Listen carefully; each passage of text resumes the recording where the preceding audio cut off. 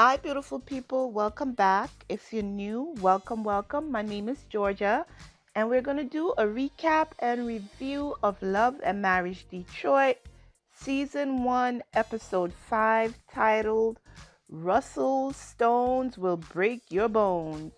So, if you remember, we left the last episode. We had the couples at the skating rink, and we have Kolby and Kristina actually talking and getting into a little argument. We had Brandon insert himself and go and call Christine Kolby copycat or Kolby cat.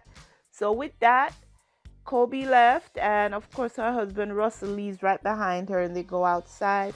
We have Latoya now talking to Christina and Brandon and telling him, listen, all of that didn't need to happen. We're out here having fun. Why we need to go out with the name calling and getting people upset and stuff like that. And then Brandon tries to explain to Christina to Brandon tries to explain to Latoya and Anthony that this is not the first time that Christina and Kolby have a situation. And Latoya was like, but why are you, Brandon, talking to Kolby? So it's based on whatever your wife is telling you. So they were going back and forth a little bit, and they were like, you know what? I'm not even into this. So now we have Anthony and Latoya leaving. We still have Russell and Kolby in the parking lot. And they go out and they talk to them for a little bit. They apologize for the evening going the way it did, because Anthony's the one who put the event together and invited everybody out. So he felt a way that it went downhill. But, they hugged each other and, words were exchanged as far as kind words. And then all the couples went their way. Now we have the next scene where we have Christina. She's going to visit her storage facility. She let us know that not everything could fit into the penthouse that they purchased, and they're selling their home, so they had to put stuff in storage unit. And we have Chelsea meeting her because remember, she's making a dress for her friend Chelsea, or she's designing a dress for her friend Chelsea, who's having an event coming up. So most of her fabric was put into storage, so they're meeting at the storage unit for Chelsea to come and decide, what fabric she's going to want her dress to be made from. And with that, now they're talking about the event. Christina tell her what went down with Kolby. She let her know about the first incident where she was having a sip and see, and then we have Kolby actually doing a sip and shop. And now we have the collaboration with the jewelry Harper Ray, and now we have Kolby coming on saying she's with Harper Ray as well, or wanting to get on the collaboration. But isn't there a new way now where they say they have something generated content where you actually make the content based on the items, and then you have the designer or the brand decide if they want to use your content to promote their stuff? So why can't both of them do their content separately and let the brand choose which one they're gonna use? But they're talking about being in a collaboration, and she don't want that happening. What it boils down to is that Christina does not want to split her check. First of all, she doesn't want it where everything she's working on, that Kolby is gonna come along and want to be on it, and well, okay, now we're seeing the word where it says Kolby cat, copycat, but she doesn't want all that. She's like, this is my bread and butter. I don't want a collaboration. So because she's gonna have to split the check, so I get it.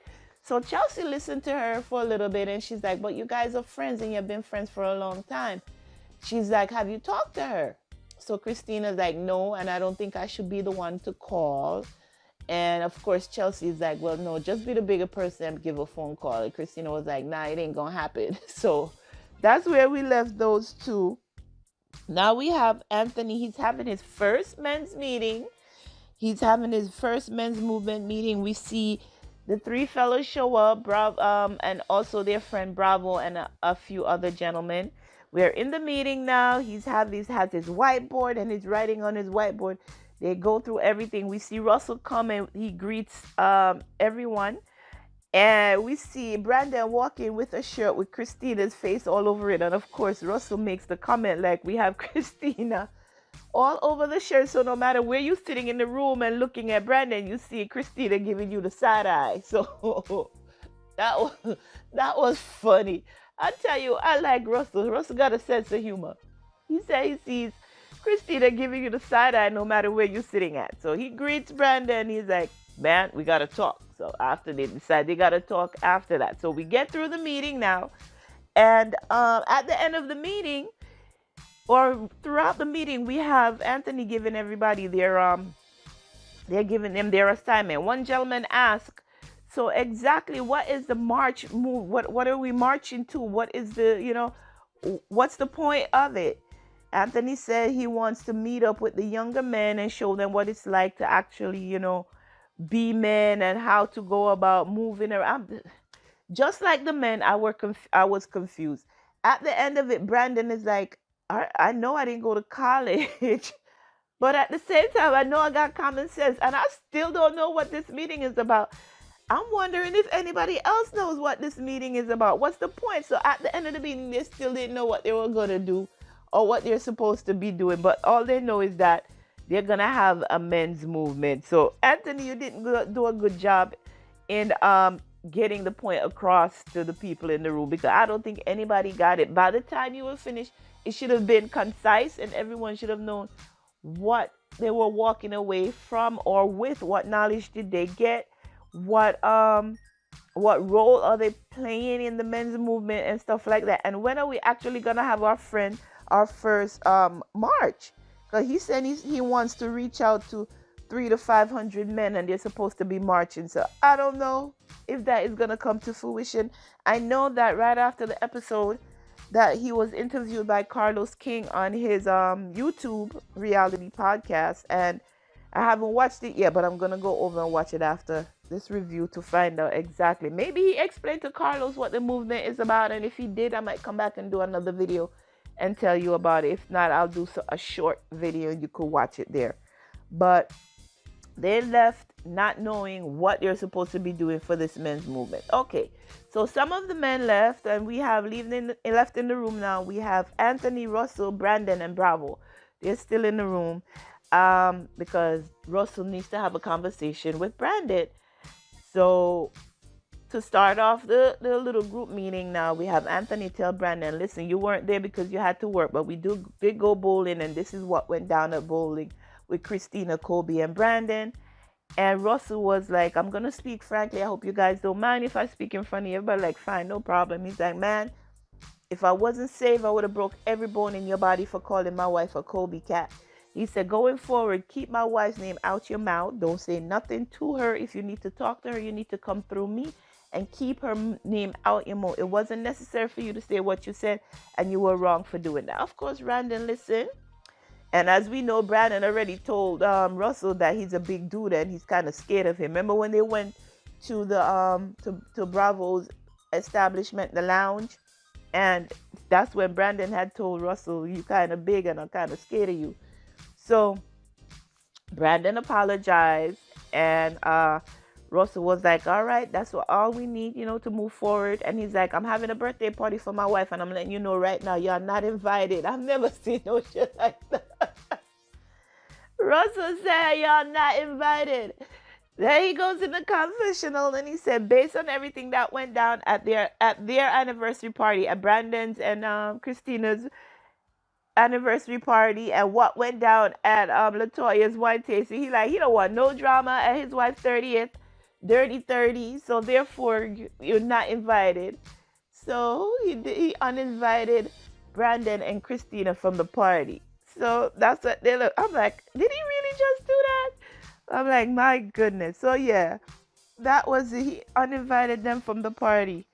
And I know Brandon was hurt, because who wouldn't be? Y'all supposed to be friends. Y'all supposed to be filming together. You're gonna tell me I'm not there? I'm not invited? Oh my goodness. So now in the next scene, that was that scene. In the next scene, we have Kristina and Brandon. They're sitting by the water. They're just doing a memorial for his dad, who has passed away 2 years now. And we get to find out a little bit more about Brandon. His parents divorced when he was young, so he was, raised, and like his father and his mom, they weren't together. So he's hurt by the fact that his father is gone. And according to Kristina, she says, you never talked to me about it, so I don't know how to approach you regarding it. I'm just waiting for you to open up and talk to me about it. And, he's not talking about it. He gave her a little something to hold her over, but he's not talking. Then he goes on to tell her that, he met with the men's movement. Of course she knew about it. Who wouldn't know about it? She put him in that shirt that he wore. So they met for the men's movement. And he let her know that they are not invited to the birthday party. And Christine was like, I wasn't going to go no way, so it's okay. I'm fine with that. I don't have no problem. Then he says to Christina, are we still going to be friends with the Harrises, meaning Russell and Kolby? So she's like, I don't know at this point. So that was the quick, scene between Brandon and Kristina. Now we still have another meeting. We have Anthony meeting at Brandon's studio with Brandon. So apparently they're meeting to go over the showcase. Now we see Bravo come in. Poor Bravo and Latoya. They're supposed to be, I think, the peacekeepers in this group so far from what I'm seeing. And Bravo come in and they're talking about the showcase. So apparently they've had meetings outside of Brandon regarding this, because it seems like they have everything in place. But wasn't it Brandon's idea to come up with the showcase? And now we have Anthony stepping in and taking it over. So Brandon is sitting there like, wait a minute.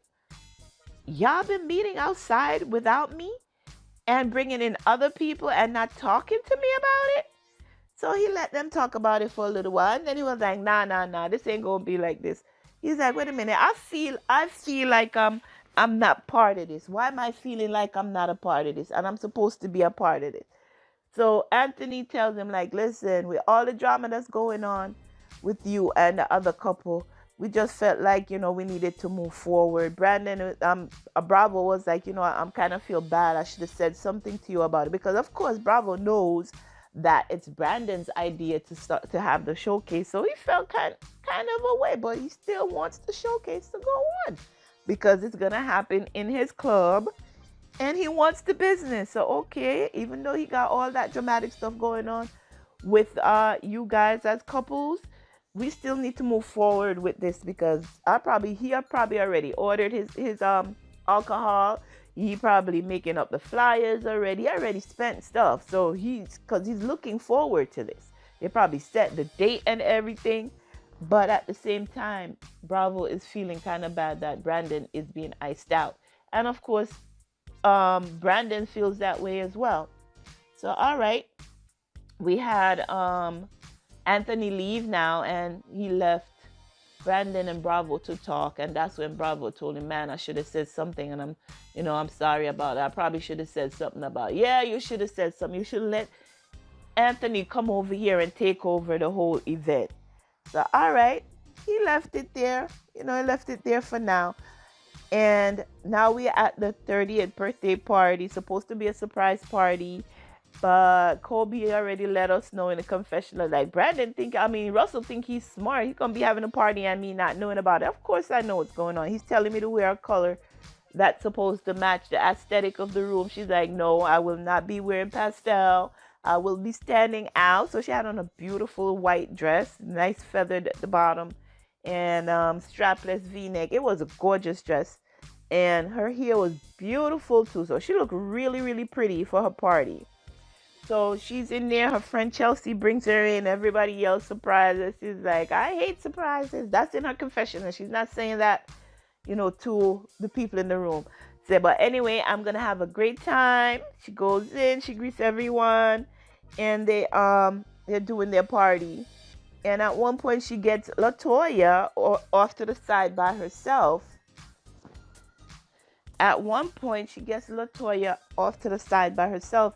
And she's talking to Latoya, and she's like, my mind is still kind of reeling about what happened at the skating party, because I didn't even know Kristina and I were like that. I didn't know Kristina and I were like that. I thought we were cool, I'm looking at her like a big sister, and this is how she's coming at me. So while the party was going on, we have Anthony meeting up with Kristina and Brandon. And Brandon said he was looking forward to the meeting because he's gonna confront Anthony about trying to take over his showcase. So now they're sitting there talking, and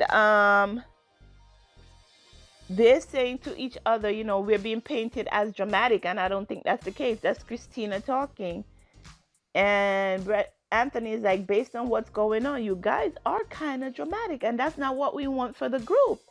So we were going back and forth between the party and the talk at the table. So at one point, Kristina asked, so why you here alone? Where is LaToya? And Anthony was like, she home taking care of the kids, knowing full well she was at the party for Kolby. She wasn't going to miss that party. So now we're seeing, okay, Christina's like looking at him sideways, like she had the picture on Brandon's shirt, like, that don't sound right. I know she's at that party. She didn't say that, but the look she gave him was like, yeah, I know she at the party. And we're going back and forth, like I said. And at one point now, Russell comes and he's talking to Kolby and LaToya. And he's like, listen, the way we want this group is that we want everybody to get along. So I think at some point I need to sit back down with Brandon and have a conversation. Babe, Kolby, I need you to sit down and talk with Kristina so we could both get on the same page. So I'm thinking, okay, I thought they were trying to ice out the couple, but it doesn't seem like it's Russell and Kolby that's trying to do it. It seems like it's Anthony and LaToya, because they don't want the drama in the group.